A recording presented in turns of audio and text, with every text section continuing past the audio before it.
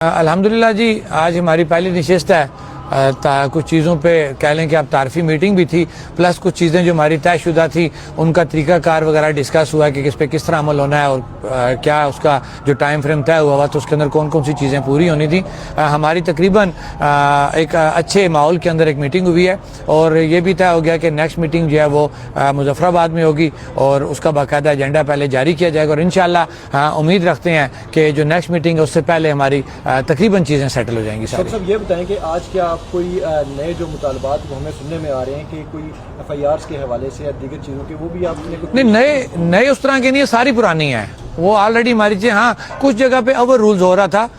کچھ S Ps یا administration کی طرف سے کچھ اضلاع کے اندر وہ چیزیں ڈسکس ہوئی ہیں اور وہ آلریڈی ہماری جو چیز طے شدہ تھی کہ تمام کو ہم سیٹل کریں، تو پھر نہیں بنتا تھا کہ کوئی بندہ انفرادی حیثیت میں جب سپیریئر جگہ پہ بیٹھ کے ایک ڈسیزن ہو رہا تو پھر کسی ایس پی یا ڈپٹی کمشنر کا یہ نہیں بنتا تھا کہ وہ ذاتی کوئی اس میں عداوت میں جا کے کوئی زیر بار کرے۔ یہ چیزیں ڈسکس ہوئی ہیں اور جو تسلیم کی گئی ہیں اور ان کو فوری طور پہ وہاں پہ آرڈرز کنوے کیے گئے ہیں کہ آپ ان چیزوں سے باز آ جائیں۔ یہ سب جس پر انڈرسٹینڈنگ کیسے میٹنگ میں آپ کو کیا توقع یا کیا امکان نظر آیا کہ مثبت ہیں چیزیں؟ بالکل میں آپ کے سوال سے پہلے جواب دوں گا۔ امیر مقام صاحب سے ہماری پہلی جو نشست ہوئی ہے، بڑے کلیئر انسان ہیں اور ہم نے اندر بھی ان کو کہا ہے کہ آپ بالکل وہ سیدھی بات کر رہے ہیں اور بالکل انہوں نے اندر بھی یہ کہا کہ جو باتیں ہم نے ان سے طے کی ہوئی ہیں وہ ہم نے پوری کرنی ہے۔ تو پھر میں نہیں سمجھتا کہ اس سے کوئی دوسری بات یا بدگمانی کی جائے۔ اللہ سے بہتری کی ہمیشہ امید رکھنی چاہیے اور جہاں پہ ہم اب اس کی مخلوق میں بیٹھے ہیں تو امیر مقام صاحب ایک جگہ کو ریپرزینٹ کر رہے ہیں، تو میں ان سے کافی متاثر ہوں کہ ایک ذمہ دار انسان ہے اور انہوں نے پہلے دن سے اس وقت تک جو بات ہے اس پہ قائم ہے اور انشاءاللہ یہ چیزیں ہماری سیٹل ہو جائیں گی۔